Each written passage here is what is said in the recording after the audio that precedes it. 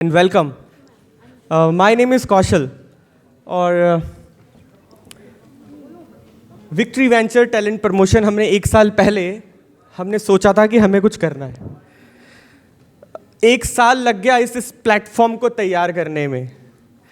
Then हमारे दिमाग में आया कि हमें टाइटल क्या रखना है, बिकॉज मेरा फंडा एकदम क्लियर था कि we have to do some awards on the achievement.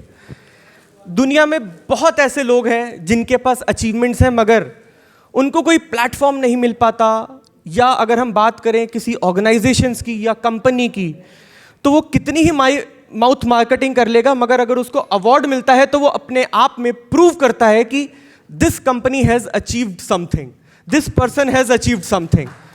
So award अपने आप में अचीवमेंट होता है। ऐसे अवार्ड्स होते रहने चाहिए। अभी किसी ने मेरे से पूछा कि ये रेडियंट डायमंड अचीवमेंट अवार्ड्स ये दिमाग में आया कैसे, ये टाइटल कहाँ से आया, इसका ओरिजिन कहाँ से है। सो नाउ एक दिन हम लोग 24th फ्लोर पे बैठे थे बालकनी में, तो डिस्कशन चल रहा था कि क्या करना है क्या नहीं करना है, टाइटल क्या होना चाहिए। सो हमारे पास दो डायमंड है, अंशु जी एंड हनिष्का जी। सो अंशु जी की जो मैंने पहले अंशु जी से पूछा कि अंशु जी टाइटल क्या होना चाहिए। सो इनकी $1 मिलियन स्माइल जो है ना उनसे सिर्फ एक शब्द निकला, यार मैं अपने ना जितनी भी अवार्डीज हैं उनके चेहरे पे स्माइल देखना चाहती हूँ, तो मैंने वो स्माइल शब्द पिकअप कर लिया। देन फिर मैंने हनिष्का जी से पूछा, हनिष्का जी व्हाट नेक्स्ट, क्या होना चाहिए हमारा सेकंड वर्ड, क्योंकि मेरा माइंडसेट क्लियर था कि अचीवमेंट पे ही अवार्ड होना है। सो अब हनिष्का जी ठहरी न्यूमरोलॉजिस्ट, एस्ट्रोलॉजी करती हैं, वास्तुशास्त्र की एक्सपर्ट हैं, रत्न डायमंड के साथ खेलती हैं, सजेशंस देती हैं, ये पहन लो, ये मोती पहन लो, तुम्हारा ये हो जाएगा। सो इनके मुंह से जो शब्द निकला वो था डायमंड, तो मैंने वो डायमंड पिकअप कर लिया। सो अचीवमेंट तो थी कि हमें अचीवमेंट के ऊपर अवार्ड करना है।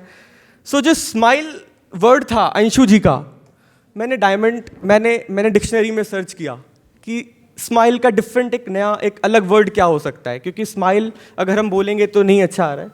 सो एक रेडियंट वर्ड निकल के आया जिसको कहते हैं कीर्तिमान, उसका गूगल में सर्च करेंगे तो दीप्तिमान, या फिर डिफरेंट वर्जन्स हैं हमारे पास स्माइल के।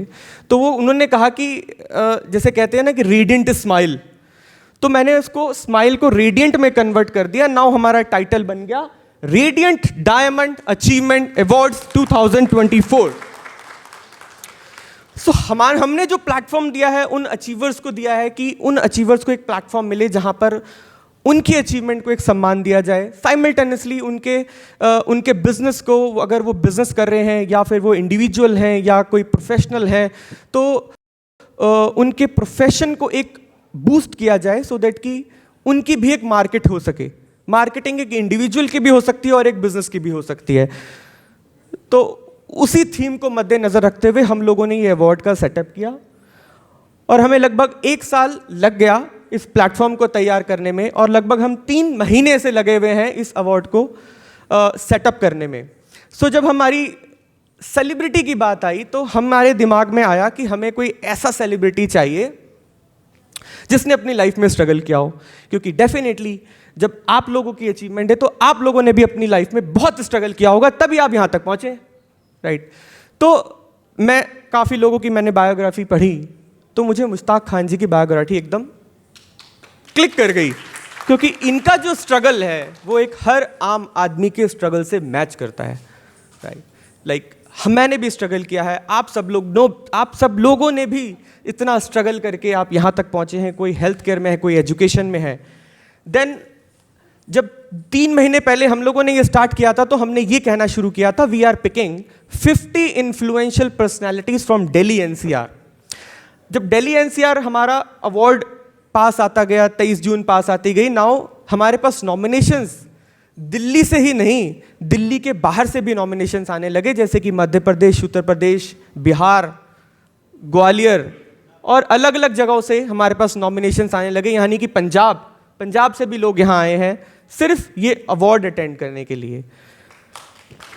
हम इसी प्लेटफॉर्म को आगे लेके जाएंगे आगे हमने बहुत कुछ प्लान किया है। हम वेरी सून एक और अपना इसी तरीके से अवार्ड लेके आएंगे विमेन एम्पावरमेंट के ऊपर। अब वो 2 महीने में, 3 महीने में, 4 महीने में, definitely the award will come soon. So this is the journey so far which I have discuss with you.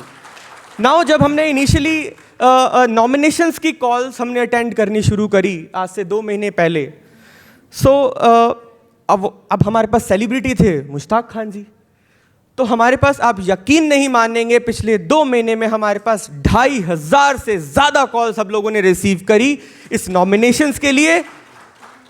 और उसमें से लगभग 1500 कॉल्स ऐसी रहीं जिसमें, नॉट 1500, 500-600 कॉल्स ऐसी रहीं जिसमें नॉमिनेशंस, जिसमें अवॉर्डीज़ ने कहा कि हमें, क्या ये एक्टिंग का शो है, क्या यहाँ पर एक्टिंग होने वाली है, क्या यहाँ पर डांस कॉम्पिटिशन्स होने वाले हैं? मगर हमने कहा नहीं, बिकॉज सर की पर्सनैलिटी ऐसी है कि सर को देख के हमेशा ऐसा ही because sir one take actor है।